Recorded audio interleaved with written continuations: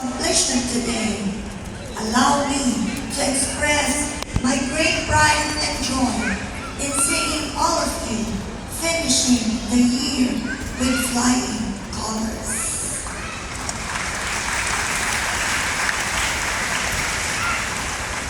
Indeed, it is truly a good afternoon.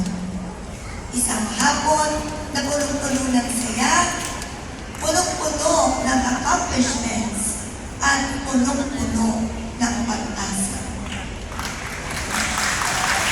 Saan ang cellphone daw? Sa kanya? Sa mga Andun po. magulang Kanya? ng ating mga completers, Hindi ako makapag-text may saludo ko ang buong Pasay LGU sa inyong sipag at tiyaga. Ginagawa ang lahat upang mabigyan ng magandang kinabukasan ang ating mga anak.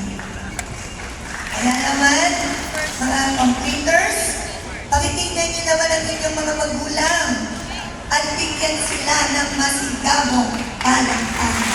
tingin dito.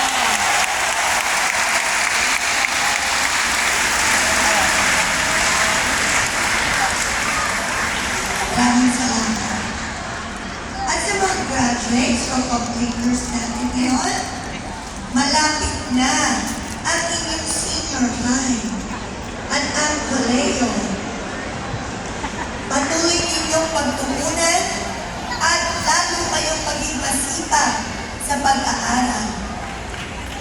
Alam ko ang pakiramdam kapag unti-unti na kayong maghihiwalay sa mga barkada nyo, sa mga seatmates ninyo, Sydney. lalo na sa mga crushes ninyo. Grabe ang hiyaw nila. May crush na nga daw si Na. Ito lalaki. ay dahil unti-unti nang maiiba ang inyong mga landas na patutunguhan. Hindi naman ibig sabihin na di na kayo magkikita. Ituring ninyo itong positibo. Ito ang pagkakataon para kapag nagkikita-kita kayong muli, marami kayong positibo at magagandang kwento. At ang pinakamarites o tolings ninyo ay ang mga crushes, girlfriend, boyfriend, at marahil pati teachers ninyo. Hindi crush yung teacher pag-uusapan niyo lang yung naging experience nyo with your teachers. Sabi nga ng ating tema ngayon, kayo ay hinubog ng matatag na edukasyon. At sigurado po kami na kayo din ay mananatiling matatatag at kayang-kayang pagutin ang bawat hamad at bawat pangarap. Thank you for your hard work and perseverance.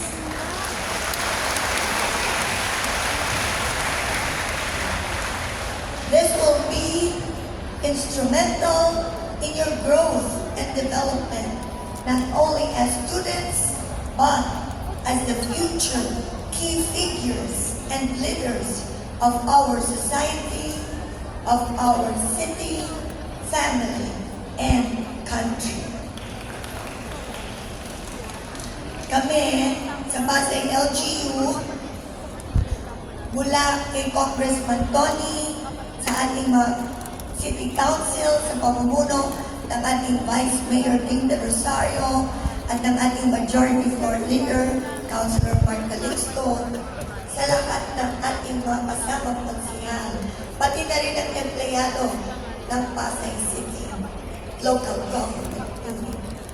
Kami po ay nag-iisip, nagpaplano, kumikilos, at nag-i-implement ng mga programa at proyekto para sa aming mamamayang taga-Pasay, lalo na sa ating mga mag-aaral. Mula sa pinakamaliliit na bagay tulad na mga libreng school supplies, hygiene kits, hanggang sa infrastructure projects upang maging komportable ang inyong pag-aaral.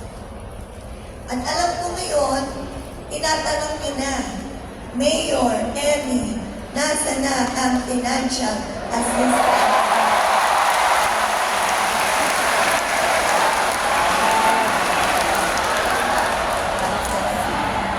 Okay, makinig po. Ang programang financial assistance na inumpisahan ni Pop Tony ay napakaganda. Tama? Kaya naman, ang dumating ako bilang nanay ninyo, ang sumalubog sa akin, pandemic. Nawalan ng mga negosyo, naalis sa mga trabaho, kaya wala pong nakokolektang masyadong taxes ang kaban ng bayan. Na kung saan yung buwis na yan ang ginagawa nating programa at proyekto para sa kapakinabangan ng ating mga kababayan. Pero naging tunay na nanay po ako sa inyong lahat.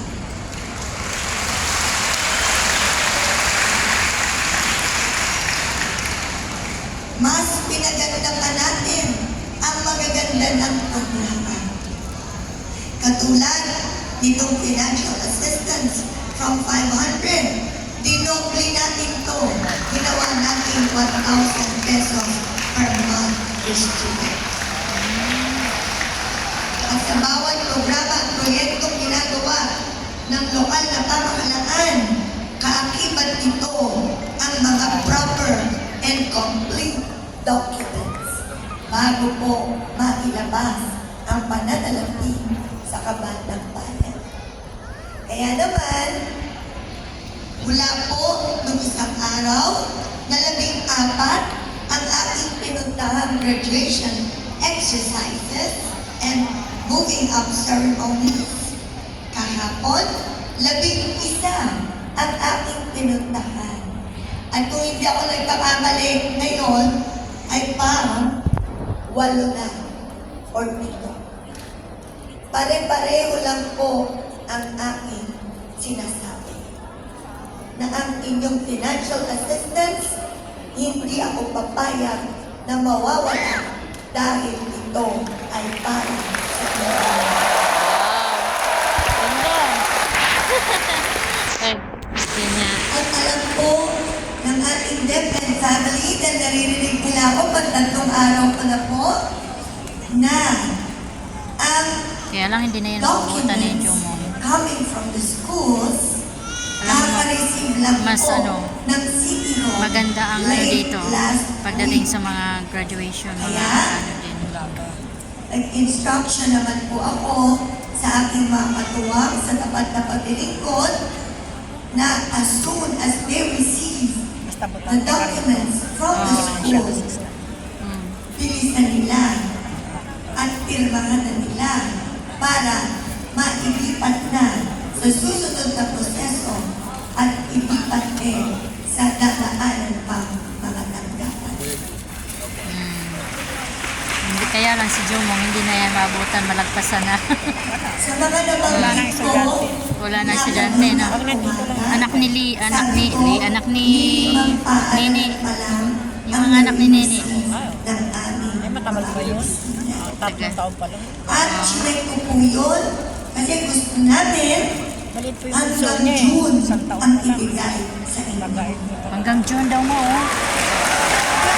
Hanggang June. Eh, ano bang petsa ngayon? Kaya lang, Hanggang June yung ibigay. pero July na. wala pa po ang dokumento sa amin na hanggang June. Ay. At narinig ko kanina, lilima pa lang ang nakaparating na paaralan. Pero ngayon, bago ako pumunta dito, may pinirmahan pa ako na 7 paaralan. Kaya naman, Ayan na. pag tumama Hindi na siya dito po ang mag-aaral. lahat, kasi Hindi na niya first mabutan. document pa lang yun, obligation request, at pag ito'y naging tama na Kaya nga eh. Nakarating Hanggang sa akin, June. agad-agad.